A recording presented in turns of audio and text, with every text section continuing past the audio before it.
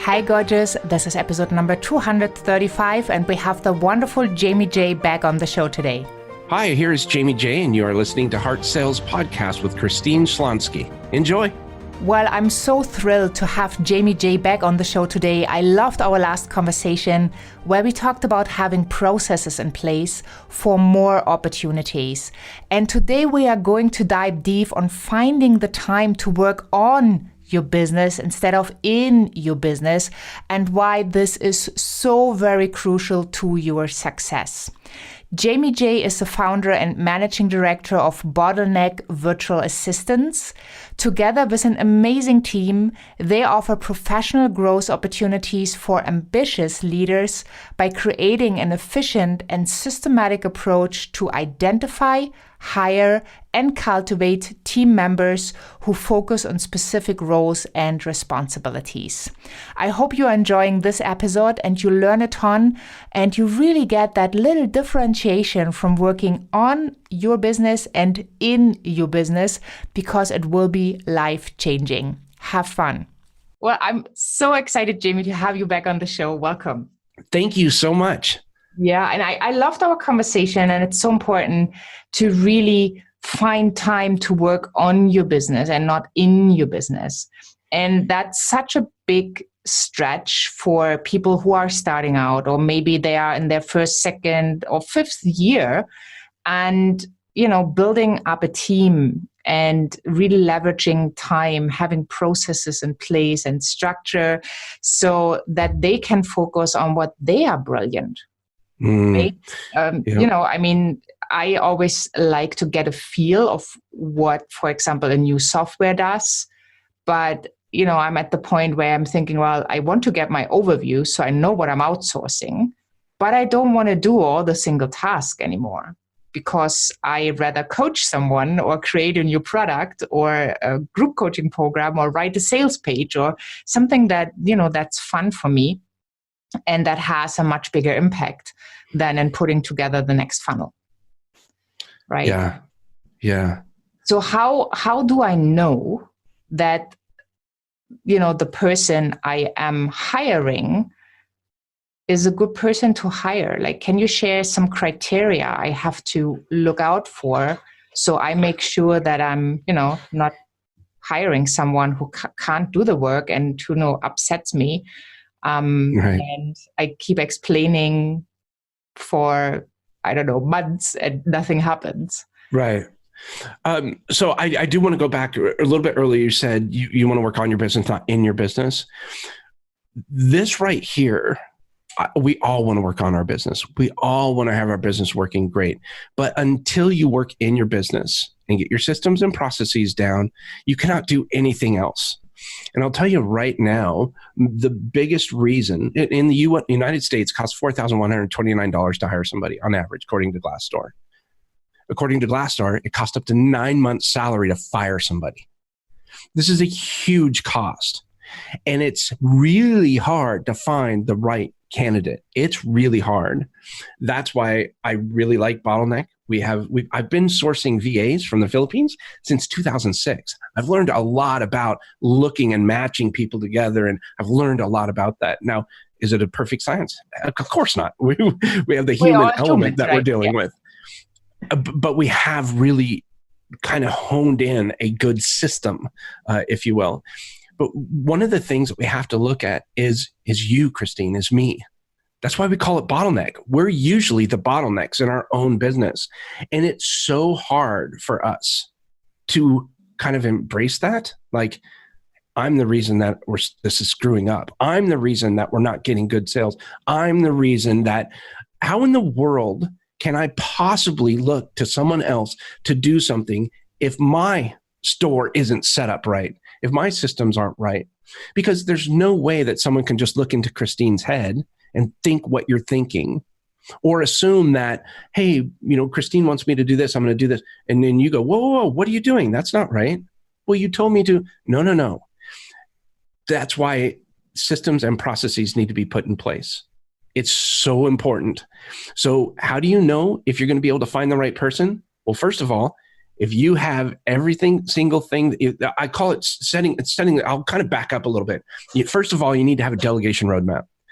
List this delegation roadmap out. It's on a spreadsheet or a Google sheet. You list 3 columns. The first column is going to be task.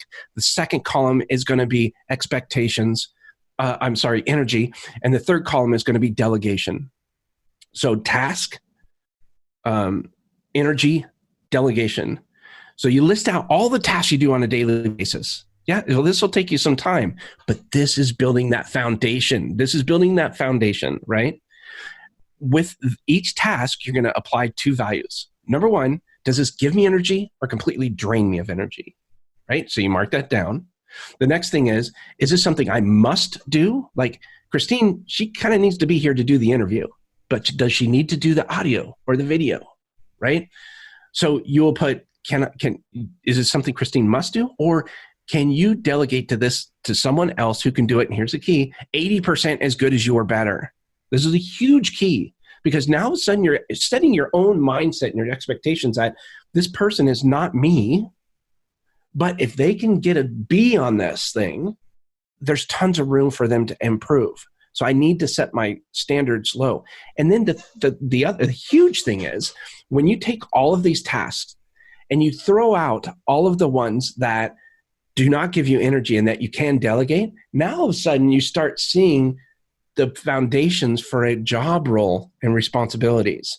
And now maybe you can start seeing, well, I need 2 or 3 people, or I need 4 people, or you know what? I need 1 person. And I can go to Bottleneck because they have their ISP program, right? But that's the big thing, because you can start now seeing a job role. And oh my gosh, now if you say, I want somebody to manage my calendar for me, well, you better have that step by step. Okay, when I log in, I go here, I schedule here, I do this, step by step. Every time you click the mouse button, take a screenshot and write down what that step means. That's a workflow. That's what I talk about when doing a workflow. Now, guess what? You hire somebody and you give them that step by step. How can they mess that? Now, if they mess that up, not a good fit. But it's literally, they're saying, step 1, go to this website. Step 2, Step 3, click here. And there's images. There's sometimes people do videos. One of the biggest misconceptions that many people have when they hire somebody is they think they're going to hire some rock star, and this person may well enough be a rock star, but they think as soon as they hire them on day 1, their life is going to improve dramatically. You know what happens? Your life gets harder dramatically, much harder. Why? Because now you're managing your business and you're literally telling somebody else what they need to do. And that's a lot of the time. And here's this number 1 thing. I don't have time to hire somebody. Oh, so for me, it's very challenging for me to hear this. If you don't have time to hire somebody, that tells me you have no systems or processes in place. Who are you to be hiring another human being, being able to pay for this person to provide for their family when you can't even give them a system or a process to follow?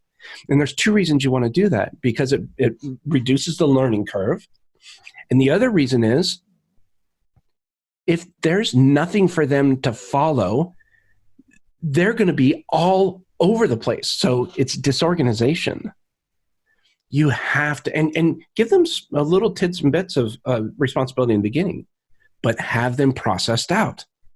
I don't care if it's, setting it, I want you to go to this software called Calendly and set up a calendar for me. And these are the hours that I want you to have it set up. Oh, and by the way, here's the step-by-step process to take care of that. Oh, we're hiring another person. I want you to set them up on Calendly.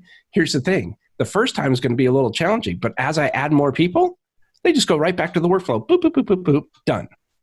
There's no way they can mess it up. So that's why it's so important that we understand it's on us, not the VA. You can find tons of good talent out there, but if you're not able to deliver, because they're going to look to us just as much as we're looking to them. We're going to look to them and see if they're doing stuff. And if they make mistakes, that's okay. Embrace them. We explain it like this in a basketball court. I let all of the team members, and we have 12 or 13 on staff, they go do whatever they want to. we have a check-in policy. They check in when they first come in, they check in before they go to lunch, after they come back from lunch, and then they check in 15 minutes prior to the end of the day with an update of all the tasks that they've done that day. And then they say, is there anything else you need me to do before I clock out in 15 minutes or before I'm done? This is perfect, right? Most of the time I'll say, no, this is great. Sometimes they say, oh, I have a question. So I explain it to them like this. It's in the basketball court. If you've seen a basketball court, you play all you want, shoot free throws, dribble, go between the legs, pass back and forth with their buddies. It does not matter. But the second that ball goes out of bounds, blow the whistle. Let's stop this. Why did that go out of bounds? Why did you go past the line there? I try not to say why, but so what happened? Explain to me what happened. And then we'll kind of go through that. We'll say, okay, so this was not a good result, but don't worry. Because you made this mistake, it's not going to bankrupt the company, but I want you to feel comfortable in letting me know that, hey, there was a mistake made. Let me know, and let's work it out. Let's update our process or our system there to fix this, because that's a friction point that we discovered. Bam, you're off to the races. That's what a good leader is all about, is managing the expectations and managing those processes and letting it be okay. Say this and write it down and give it to them in an owner's manual so that they understand that, hey, this is the kind of company we are. This is our values. This is who we are. It's okay to make mistakes. When you asked, how is it people able to find somebody? You go to Bottleneck, that's what we do, there's a lot of other companies out there that do it too, but you have to make sure your stuff is on point. You got to work in your business before you can ever work on it. And that's just part of business. And if this is really what you want, whatever that end goal is, there is a vehicle to get you there. And sometimes you're driving, a beat up, Pinto. But sometimes you're driving a really nice, maybe it's whatever car or boat or whatever it is that you like, something that's very comfortable. And that's just the difference between having systems and not having systems.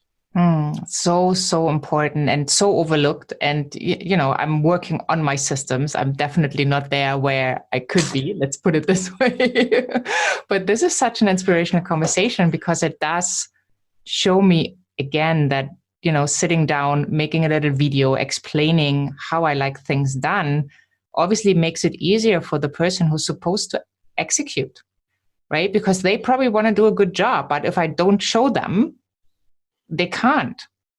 Exactly. Right? So that really, really helps. So it's interesting that you used basketball because in your life, you do not really play basketball that often, don't you? No, a lot of people do. So I guess they like it. I'm more of a hockey fan. So yeah, so that's a fun fact about you. And you didn't start just yesterday. You're playing for over 4 decades. I know, it's crazy. Wow. So that's passion. Yeah, this will be my 45th year playing. Yeah. It's crazy. Congratulations. And I mean, you play like regularly in a team. It's amateur, but yeah, mm-hmm. You're doing like everything that you do when you play hockey. Oh my, you know what the nice thing about it is too, is for me with hockey, other people do golf or whatever. Golf for me is really mental. So it's hard for me to shut my brain off. But for hockey, you get out there and it's so fast paced and moving around and everything else is gone from my head. And it just gives me some time to focus on the here and now and the present. And I just absolutely love that. Plus it's fun. Yeah, it totally is. And so has this something to do with where you grew up? Because it's, cold. Yeah, I grew up in Alaska. So it was pretty much the only thing we could do there for about 9 months out of the year. Okay, cool. So it does have to do with your upbringing. Yes. Most definitely. And you said you love the water. So when you could choose, like, would you go on vacation then to a colder place, or would you say like, get me to the hottest beach there is? Well, we love water. We love Florida. And we're actually looking to maybe even relocate and move to Florida, but we always look to see where the closest rink is when we move or we travel. We'll bring our gear, and we always want to make sure that we're by a rink. You can have rinks. We've looked all through the Caribbean. There's only 2 places in the Caribbean that have rinks, Puerto Rico, and I forgot the other place, but Florida's nice. It has like 3 rinks all in a 30-mile radius of this place and kind of north of Fort Lauderdale. So really excited about that because we get our boating, our sun and fun, and we also get our exercise and our hockey. And I say we, I mean my wife and I. That's how we met, is on the ice. Yeah, awesome. So what does hard sells mean for you? Hard sells. Well, I think that's where you try to force somebody into purchasing something that they don't want. Oh, okay. Let me reframe. That was my accent. Heart. Heart sells. With a T. What does heart sells mean to me? That's a good question. I think, you know what? I think it's being a good, authentic person. And I think it's conversation and dialogue. Not selling. And I think if you really, for us, and you can ask anybody, I absolutely love what we do here. I love the staff. The team is amazing. I love my wife with all my heart, and she works with us, and that's hard to do sometime. And so I think when you talk about heart sales, I think it's, our slogan is leading with kindness. So I think as long as we're kind, we listen and we understand, I think that's what sells. Love, without getting too woo-woo. But it really is kind of, you're going into a relationship with somebody. And love might be a strong word, but I think it's necessary in this context. Yeah. Well, I say that sales is love. So, yeah. I definitely do agree. And do you remember the very, very first thing that you ever sold in your life? Yeah, 100%. My brother and I on Collindale Golf Course in Fort Collins, Colorado, we were in between the 6th and 7th hole. We would go and jump into the water and retrieve the golf balls. And we would sell the golf balls for 25 cents with the gashes in them, or a perfectly good golf ball for, I think, 75 cents, or we even sometimes sold them for $1, which was a lot back in the 80s. And then we got savvy that when they were coming by to buy the golf balls, they were really hot and there was no one around. So we also sold lemonade. Yep. And that was probably the summer of 82, 83, 84 probably is when my brother and I first started doing that. Yeah. I'll never forget that. We had so much fun. It was blast going and diving for the golf balls. Yeah, no, definitely. If it was a hot summer, especially. Yeah. So, and do you remember the feeling when you received money for the first time? Oh yeah, it was fantastic. We got to go out and we bought our Atari 2600 and yeah, it was amazing. I remember us counting the money, and I remember I counted the money. And then I split it up, between my brother and I. You made sure, right? It was equal, but I remember doing that, and I was like, "Man, this is pretty cool." Dividing out our quarters, and yeah, it was a good time.